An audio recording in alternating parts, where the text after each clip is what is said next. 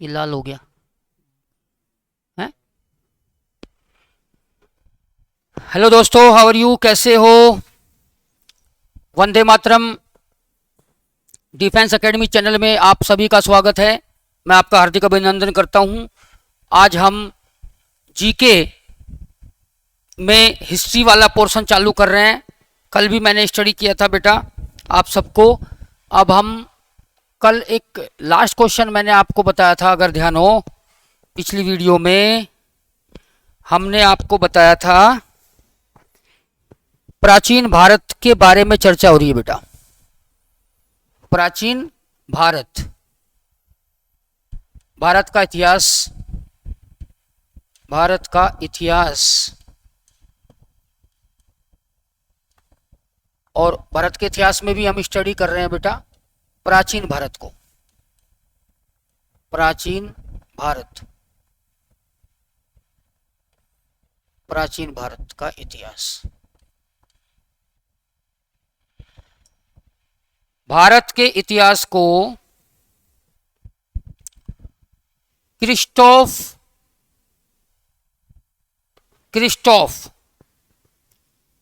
सीलियरस नामक इतिहासकार ने, जो जर्मन से थे, उन्होंने इसको 3 वर्गों में बांटा था बेटा। और जिसमें मैंने आपको बता दिया था प्राचीन भारत का इतिहास, मध्यकालीन भारत का इतिहास और आधुनिक भारत का इतिहास। तो प्राचीन भारत के इतिहास में हम स्टडी कर रहे हैं, स्रोतों पे चर्चा करेंगे आज। प्राचीन भारत के स्रोत, प्राचीन भारतीय इतिहास के, प्राचीन भारतीय इतिहास के स्रोत।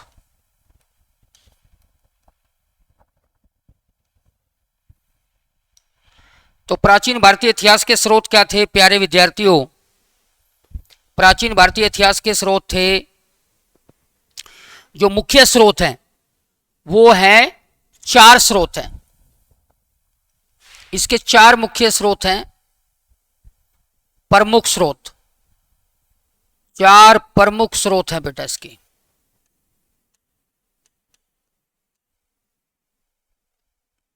Main source, main source.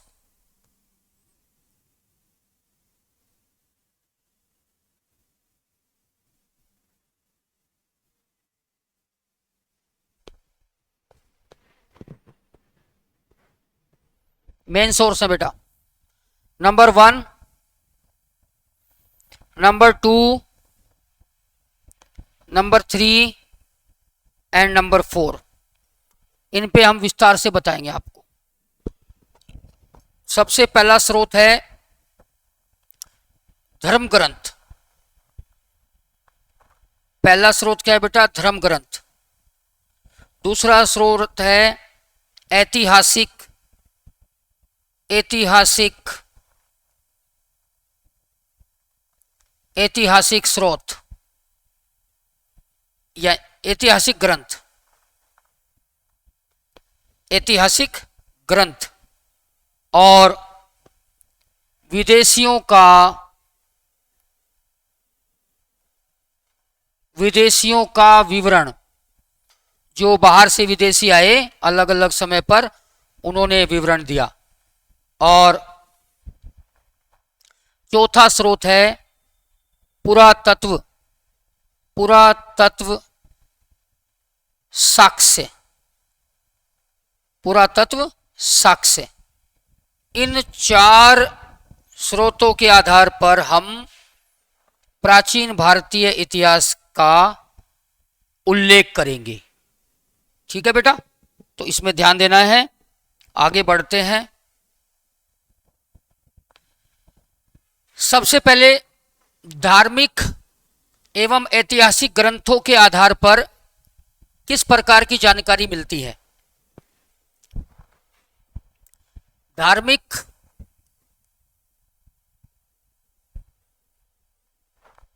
एवं धार्मिक ग्रंथ एवं ऐतिहासिक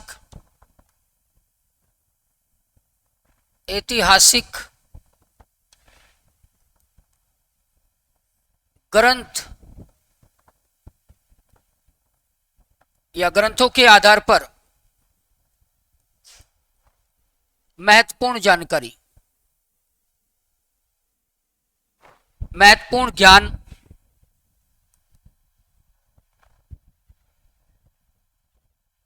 पर प्रकाश डालेंगे बेटा।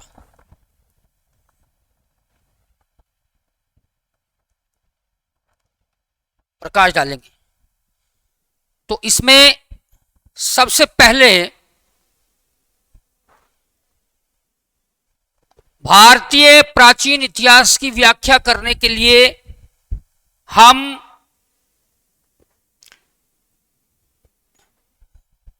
पहला धर्म ग्रंथ लेते हैं वेद। वेद पर प्रकाश डालेंगे। वेद,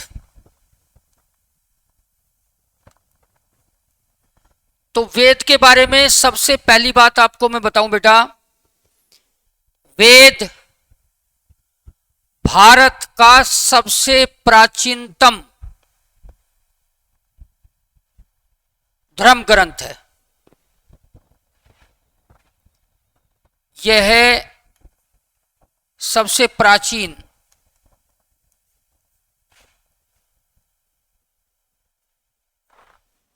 धर्म ग्रंथ है।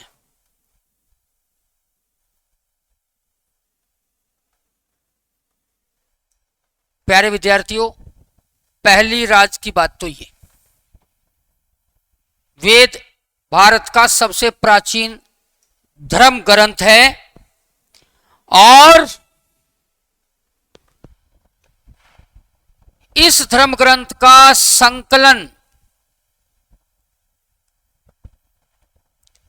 संकलनकर्ता, वेदों का जो संकलन करता है, वेदों का जो संकलन करता है वो है महर्षि वेदव्यास। महर्षि वेदव्यास ने, डियर स्टूडेंट्स, इस ग्रंथ को संकलित किया था। ध्यान रखना है आपको। उसके बाद यहां एक बेहतरीन क्वेश्चन बनता है। अगर मैं आपसे पूछ लूं कि निम्नलिखित में से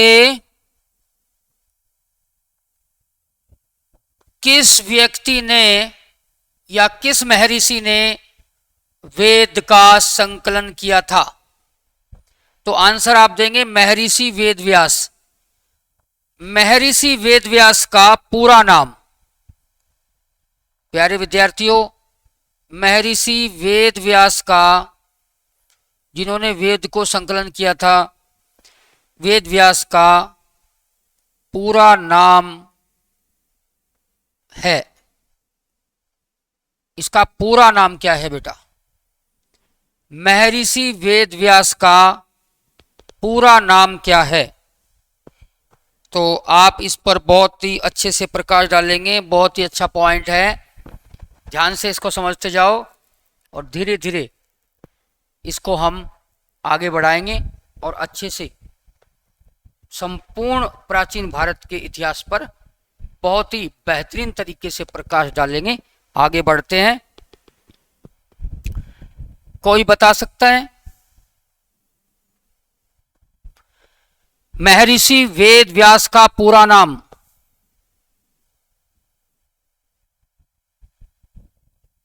इसका पूरा नाम है कृष्ण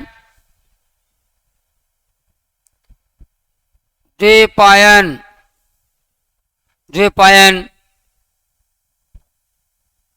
महर्षि वेदव्यास।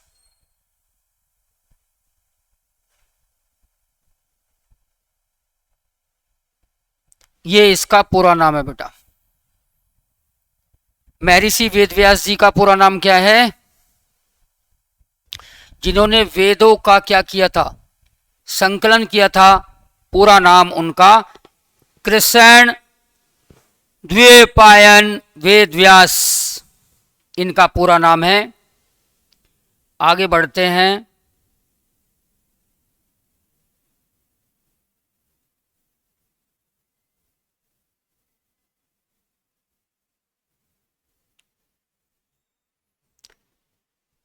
दूसरी बात आती है यहां पर,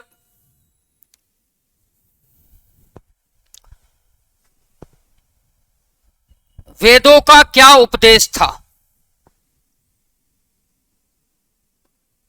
वेद का उपदेश,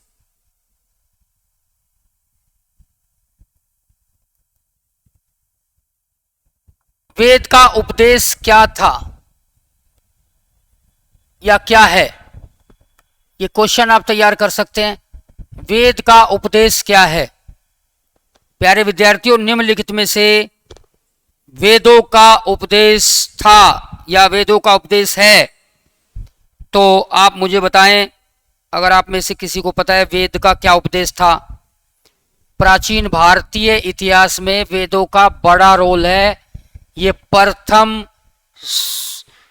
सर्व प्राचीन धार्मिक ग्रंथ है भारतीय इतिहास का।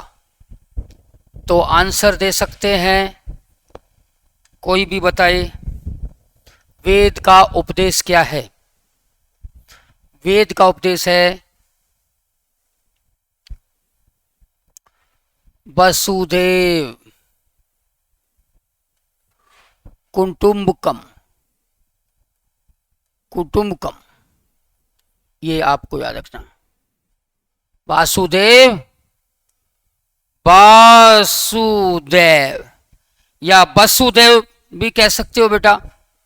वसुदेव ऐसे लिखा रहता है, वसुदेव कुटुंबकम। इसका अर्थ क्या है। सारा संसार, सारा संसार हमारा परिवार है, कुटुंब है। तो वेदों में लिखा हुआ है, वेदों का जो उपदेश है वो क्या है बेटा। वासुदेव कुटुंबकम, यानी कि सारा संसार, वसुदेव कुटुंबकम, सारा संसार, पूरा विश्व हमारा परिवार है। आगे बढ़ते हैं। भारतीय परंपरा,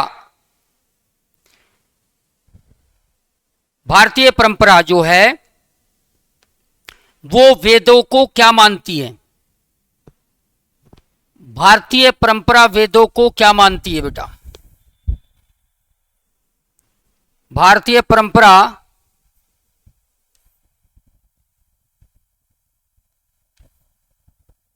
वेदों को क्या मानती है।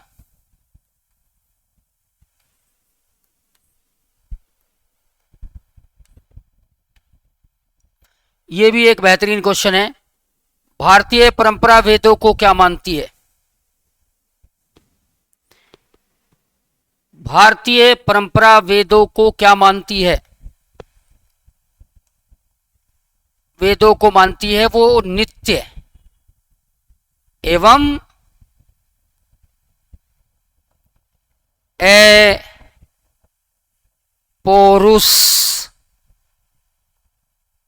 अपौरुषीय, अपौरुषीय, नित्य और अपौरुषीय मानती है। ये आपको ध्यान रखना है बेटा। आगे बढ़ते हैं। टाइप ऑफ वेद्स, वेदों के प्रकार, वेदों के प्रकार। भारतीय इतिहास का सबसे प्राचीनतम धार्मिक ग्रंथ वेद, कृष्ण द्वैपायन महर्षि वेद व्यास ने इनका संकलन किया था। अब हम बात करेंगे वेदों के प्रकार की। वेद 4 प्रकार के होते हैं। वेद कितने प्रकार के हैं बेटा? 4 प्रकार के हैं। नंबर 1, नंबर 2 और नंबर 3 और नंबर 4, इनके नाम डिस्कस करेंगे। RYSA, ऐसे याद करो बेटा इनको। R का मतलब ऋग्वेद, Y का मतलब यजुर्वेद, S का मतलब सामवेद, A का मतलब अथर्ववेद। RYSA, ऋग्वेद, यजुर्वेद, सामवेद और अथर्ववेद। ये 4 वेद होते हैं बेटा। तो हम अब कंटिन्यू ऋग्वेद पे प्रकाश डालेंगे, यजुर्वेद पर प्रकाश डालेंगे, सामवेद पर प्रकाश डालेंगे और फिर अथर्ववेद पर प्रकाश डालेंगे। अलग अलग तरीके से प्रकाश डाल करके यूपीएससी लेवल के नए नए क्वेश्चन तैयार करेंगे बेटा। अब ध्यान दें, हम बात करते हैं सर्वप्रथम ऋग्वेद की। ऋग्वेद RYSA के अकॉर्डिंग इसको याद कर देना, ऋग्वेद। अब एक बहुत ही बेहतरीन बात जो मैं आपको बता रहा हूं प्यारे विद्यार्थियों,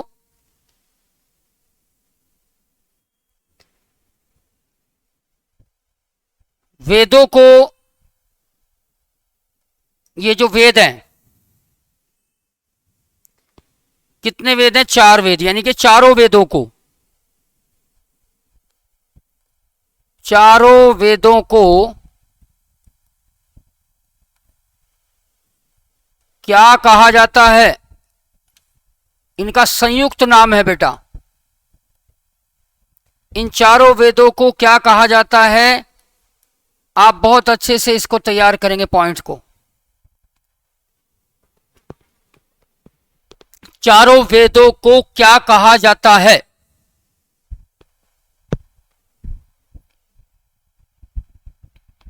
चारों वेदों को क्या कहा जाता है? याद रखना है बेटा, इनको कहा जाता है संहिता। जैसे आप पढ़ते हैं ना आचार संहिता, तो प्राचीन काल में सभी चारों वेदों को संहिता कहा जाता था। तो आपको यह ध्यान रखना है, क्वेश्चन बहुत ही अच्छा क्वेश्चन है।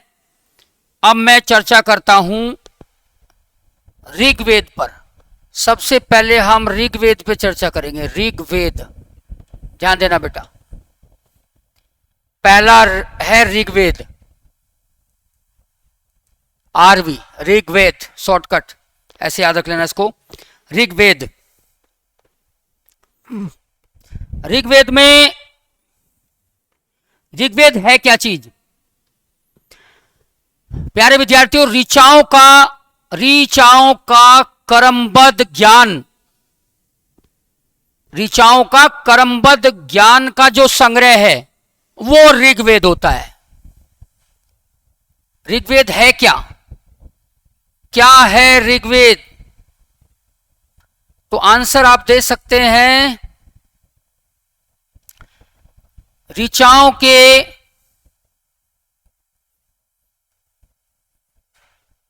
क्रमबद्ध ज्ञान का संग्रह है।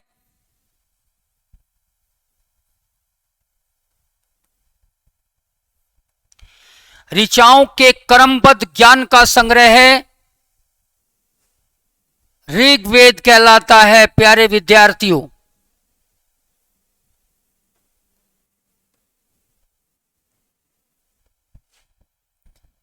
इस तरह से आप समझ सकते हैं।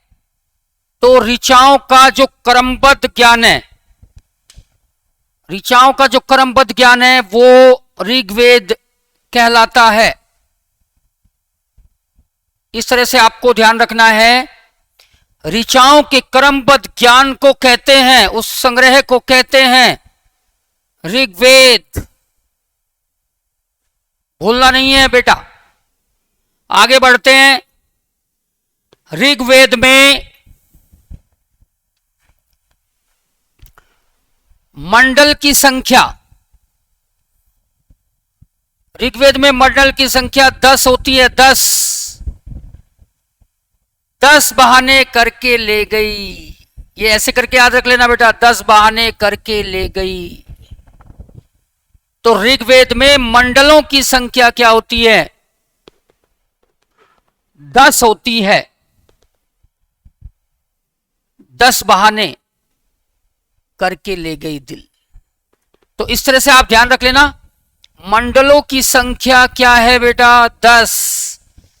10 बहाने करके ले गई दिल। और यूपीएससी का एग्जाम दे रहे हो बेटा तो दिल वालों की दिल्ली तो जाना पड़ेगा आपको इंटरव्यू के लिए। आगे बढ़ते हैं प्यारे विद्यार्थियों। मंडल की संख्या 10 और सूक्त की संख्या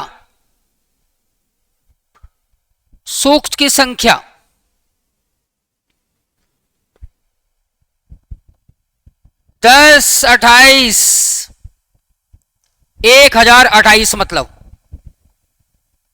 1028 सूक्त हैं ऋग्वेद में। और प्यारे विद्यार्थियों इसमें वो 11 सूक्त भी शामिल हैं, वो 11 सूक्त भी शामिल हैं। इसमें 11 सूक्त भी शामिल है। वो जो वालखिल्य पाठ के 11 सूक्तों सहित है। इसमें वालखिल्य पाठ वाले सूक्त भी, वालखिल्य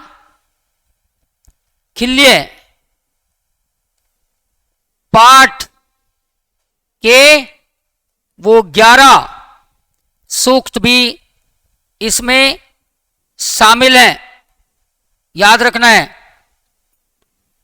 तो टोटल आपको याद रखने 1028 और मंडल कितने हैं बेटा? 10। आगे बढ़ते हैं। ऋचाओं की संख्या, तीसरा पॉइंट है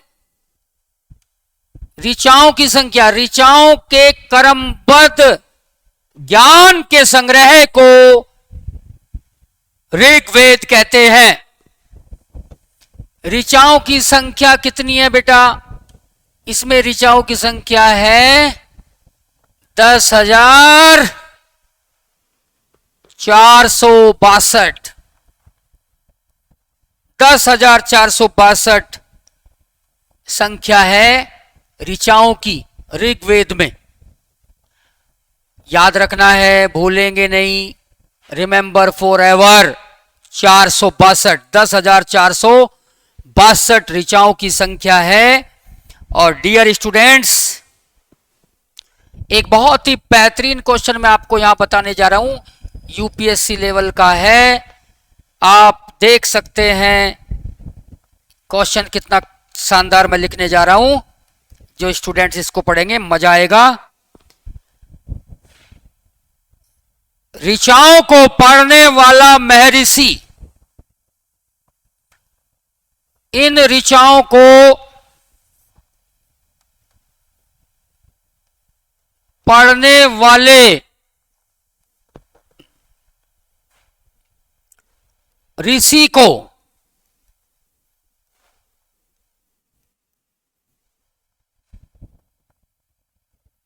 क्या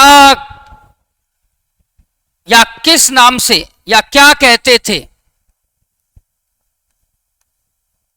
क्या कहते हैं? इस तरह से क्वेश्चन बना लो बेटा। कोई भी बताए पूरी क्लास में ऋचाओं को पढ़ने वाले ऋषि को क्या कहते थे ऋग्वेद में? 10,462 ऋचाएं हैं, उनको पढ़ने वाले ऋषि को क्या कहते हैं? Any one of the class? Green कर देते हैं, हरा कर देते हैं, याद रखना इसका नाम है से ही बनता है बेटा, होत्र। होत्र कहते थे उसको, नोट कर लीजिए, क्या कहते थे इसको? होत्र कहते थे। तो मैं रिपीट कर दूं, ऋग्वेद में मंडलों की संख्या 10, सूक्त 1028, जिसमें 11 सूक्त वाल्खिल्य पाठ के भी हैं, और ऋचाओं की संख्या 10,462, और इन ऋचाओं को पढ़ने वाले ऋषि को है से बन रहा है, मैंने हरा कर दिया,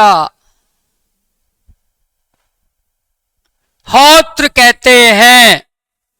ये यूपीएससी लेवल में क्वेश्चन टच हो सकता है बेटा। निम्नलिखित में से ऋचाओं को पढ़ने वाले ऋषि को कहा जाता है?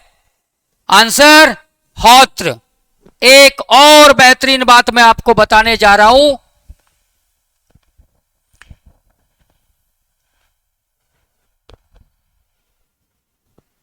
ऋग्वेद से एक और बेहतरीन जानकारी मिलती है। आर्य जो होते थे, आर्यों का, डियर स्टूडेंट्स, आर्य की जो राजनीतिक प्रणाली थी, जो पॉलिटिकल सिस्टम था उनका, और जो इतिहास था उनका, और ईश्वर की जो महिमा के बारे में जानकारी मिलती है आर्यों के लिए, वो ऋग्वेद में ही मिलती है। ये आपको ध्यान रखना है। तो आर्यों का राजनीतिक प्रणाली, आर्यों की जो राजनीतिक प्रणाली थी, राजनीतिक प्रणाली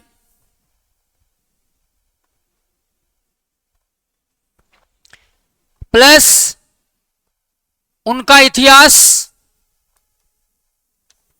प्लस उनकी ईश्वर के प्रति आस्था, ईश्वर की महिमा, ईश्वर का गुणगान, ईश्वर की महिमा चौधरी। प्यारे विद्यार्थियों, इन तीनों बातों के लिए आर्यों के बारे में ऋग्वेद में जानकारी मिलती है।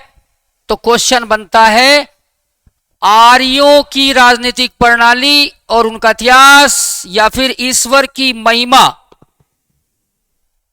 के बारे में जानकारी निम्नलिखित में से किस वेद में मिलती है?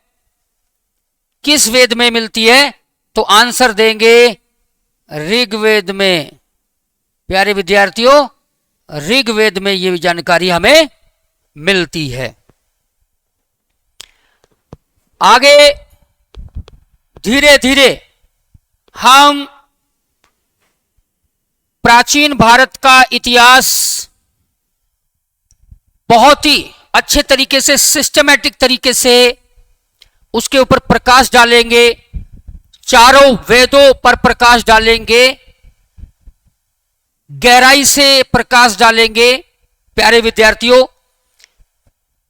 जो मेरे चैनल से जुड़ा हुआ है और जीके का अच्छा ज्ञान प्राप्त करना चाहता है, तो प्लीज लगातार नोट्स बनाते जाओ और मैं रिलेट्स करके वो चीजें आपको लर्न करने का तरीका बताता जाऊंगा। तब तक के लिए आगे मिलते हैं नेक्स्ट वीडियो में। प्यारे विद्यार्थियों, ऋग्वेद के बारे में और बहुत सारी बातें मैं आपको बताऊंगा। तब तक के लिए गॉड ब्लेस यू। जय हिंद, जय भारत, वंदे मातरम साथियों।